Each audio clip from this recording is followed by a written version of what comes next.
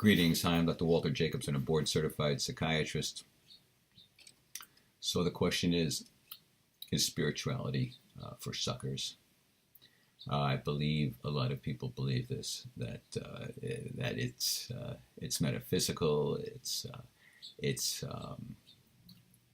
magical thinking, it's airy-fairy, it's not real, it's not realistic, it's not practical, it's not pragmatic. It's a waste of time. It's not going to get you anywhere. If you want to get anywhere in your life, if you want to have a happy life, you simply have to work hard and do a good job. Yeah, so and most of these people who feel that way, eventually, probably sooner or later, probably when they get into their later decades, and maybe in their 50s or 60s or whatever, maybe when they retire, and then they figure out, oh, maybe I should examine my life and see what I did and who I am and how happy I am now.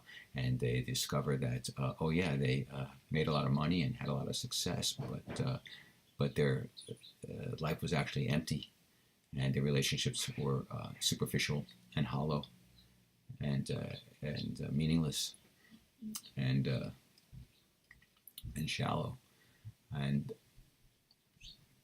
so they relegate spirituality to something that to think about later down the road, when you basically have lived your life already, and that is a big mistake, in my opinion. I don't think spirituality should be an afterthought. By the way, when I say spirituality, what am I talking about? I am talking about. I'm not talking about whether you believe in God or whether you believe in heaven or whether you believe in parallel universes or whether you believe in gurus and transcendental ideas. For me, spirituality is basically forgiveness, acceptance, and love. The practice of those things is a spiritual program, and in my opinion, this should not be an afterthought. This should be the main event. This should be at the foundation of who you are. And then, if it is, then when you work hard, I believe you will actually succeed greater. You will have greater success, greater happiness, greater health, better relationships, sustainable relationships, more loyal relationships, more loving relationships across the board. Now, why would that be? Well, because when you express forgiveness, acceptance, and love, and make that a major theme in your life, you are healing yourself. You are relieving yourself of deeply embedded guilt, shame, and self-loathing.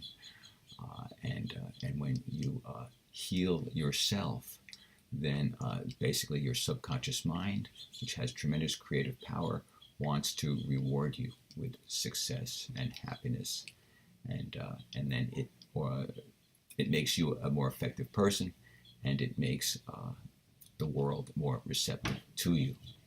So if you really want to win big in life on all fronts, on all levels, I think the best way to go is to grab onto some sort of spiritual program that you can, practice, discipline, persist at, do on a daily basis. Fill your mind and your thoughts with the spiritual principles that you believe in.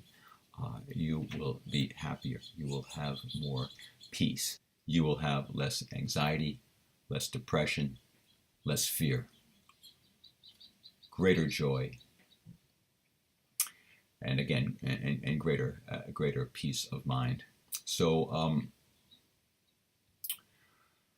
and then when you get to retire, when you get to your older age, and I think you'll also have a much happier existence then as well, because you won't be filled with regrets and remorse and self-loathing and guilt and shame over all the things you did because you didn't have a spiritual program, because you were stuck in your ego, stuck in your entitlement, stuck in your selfishness, and so you will regret a lot and feel probably feel bad about where you're at if you don't have a spiritual program. That's my bias. That's my belief.